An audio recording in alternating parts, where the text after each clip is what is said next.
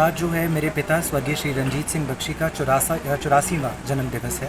और उसके उपलक्ष्य में सबसे पहले तो हमने राजकीय विद्यालय जो है हमारा जसूर का, इनके 10 बच्चों को हमने स्कॉलरशिप्स दी हैं।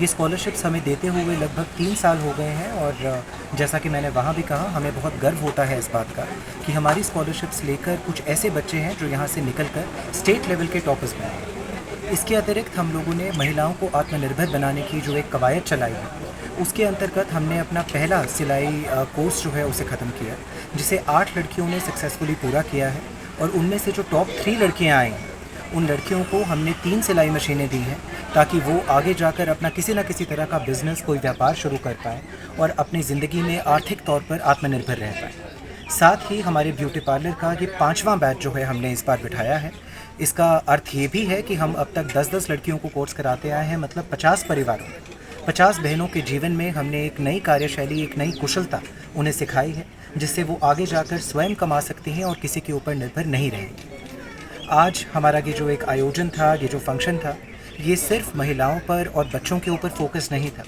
बल्कि जिस तरह से हमारी संस्था हमेशा कहती आई है कि शिक्षा और स्वास्थ्य के मामले में हम लोग आगे बढ़ना चाहते हैं, उसी को हम लोग आगे बढ़ाते हुए आज भी भोल ठाकरा के हमारी जो एक टीम है हमारे पास अभी आ रही है, जिस स्कूल को हमने प्रदेश सरकार के अपना विद्यालय के अंतर्गत अडॉप्ट किया है,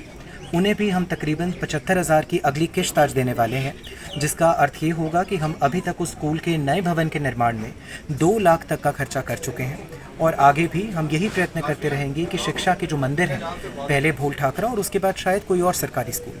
इन्हें हम अडॉप्ट करें, बच्चों के लिए एक नया हम एक आधार स्तंभ जो है उसे जन्म देने की कोशिश करें और साथ ही साथ ये भी प्रयत्न करें कि नूरपुर के बच्चे, नूरपुर के युवा और नूरपुर की महिलाएं हमेशा आगे बढ़ती रहें और निरंतर इस क्षेत्र का नाम जो है वो पूरी दुनिया में, पूरे विश्व में रोशन करती रहे। अखिल जी, एक बात आपसे मेन बात पूछनी है कि आपने स्कूल को अडॉप्ट किया है, वो भी सरकारी स्कूल को, पर सरकारें क्या कर रही हैं, चाहे भाजपा की सरकार है चाहे कांग्रेस की सरकार है, वो क्यों नहीं ऐसा कर पा रही हैं? जी, आपका बिल्कुल सही बात है। और इस मामले में यदि मैं अपनी पर्सनल ओपिनियन दूं तो मुझे लगता है कि कई बार ये कहा जाता है कि भैया बजट नहीं है, कई बार ये कहा जाता है कि आधे से ज़्यादा जो टीचर्स हैं उनको तो ट्रांसफ़र के तौर पर भी डराया जाता है, क्वालिटी एजुकेशन के ऊपर किसी तरह का कोई फोकस नहीं किया जाता। तो आपकी ये बिल्कुल सही बात है कि सरकार चाहे जो भी हो, चाहे वो कांग्रेस की सरकार हो या बीजेपी की सरकार हो, शिक्षा के ऊपर नीतियाँ बनाना बहुत आसान है, शिक्षा के ऊपर कागजी कार्रवाई करना बहुत आसान है, लेकिन शिक्षा के ऊपर ग्राउंड में जाकर काम करना बहुत मुश्किल है। शायद जब ये स्कीम आई थी आपकी अपना विद्यालय की, तो इसके अंतर्गत बहुत से बड़े बड़े लोगों ने बहुत स्कूल्स अडॉप्ट किए। इनफैक्ट अखबारों के माध्यम से हमें ये भी पता चला था कि हमारे शिक्षा मंत्री ने भी एक स्कूल अडॉप्ट किया। पर बहुत दुर्भाग्य की बात है कि उसी स्कूल के 10 बच्चे जो वहाँ पढ़ने वाले थे, वो अपनी 10वीं भी पास नहीं कर पाए। तो देखिए, बिल्कुल ये एक जो रिफ्लेक्शन है, ये एक उदाहरण है इस बात का कि हमें यहाँ पर शिक्षा की सिर्फ क्वांटिटी के ऊपर नहीं देखना है। हमें ये नहीं देखना है कि हमने कितने स्कूल बनवा दिए, हमने कितने स्कूल अपग्रेड करवा दिए। हमें ये देखना है कि जो स्कूल हमने खड़े किए हैं, क्या उनमें गुणवत्ता, क्या उनमें क्वालिटी है,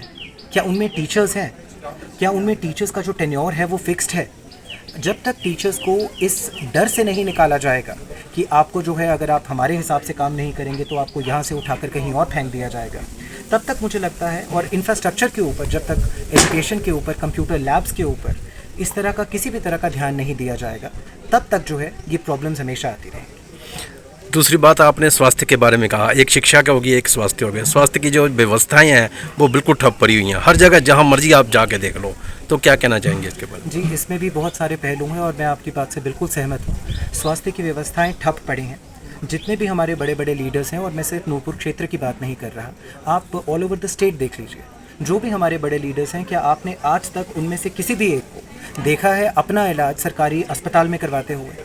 क्या कोई भी ऐसा व्यक्ति है, कोई भी ऐसा पॉलिटिशियन है जो बीमार होने पे टांडा जाकर भर्ती होता है, या नूरपुर सिविल अस्पताल आता है, या किसी भी और सिविल हॉस्पिटल में, गंगत सिविल हॉस्पिटल में जाता है?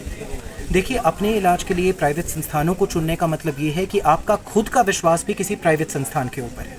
और वो इसलिए है क्योंकि आप जानते हैं कि आपने अपने समय में, या जब आपके पास वो मौका था, आपने स्वास्थ्य के ऊपर कुछ भी खर्च नहीं किया।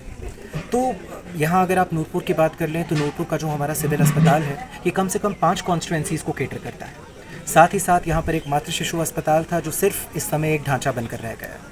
तो स्वास्थ्य सुविधाओं को जब तक स्ट्रेंथन नहीं किया जाएगा, हमारी एम्बुलेंस इकलौती ऐसी एम्बुलेंस है जो फुली इक्विप्ड है और यहाँ से पंजाब पेशेंट्स को अगर जाने की ज़रूरत पड़ती है उनको लेकर जा रही है। तो स्वास्थ्य के इंफ्रास्ट्रक्चर को और सशक्त बनाने के लिए हमारी जो पॉलिटिकल लीडरशिप है उनको सच में की लीडरशिप दिखानी होगी, उन्हें आगे आना होगा। और ये तभी हो पाएगा जब आपके जैसे प्रश्न पूछने वाले मीडिया के बंधु उनसे भी प्रश्न पूछेंगे और हमारी जो जनता है वो इतनी अवेयर होगी, इतनी कॉन्शियस होगी कि उन्हें पता होगा कि हमें अपने हक के लिए, अपने अधिकारों के लिए लड़ना है। और ये लड़ाई का जो भाव है, ये प्रश्न पूछने का जो भाव है, ये भी शिक्षा से आएगा। इसलिए हमने ये कहा कि शिक्षा और स्वास्थ्य जो हैं ये दोनों एक दूसरे के जुड़े हुए पहलू हैं।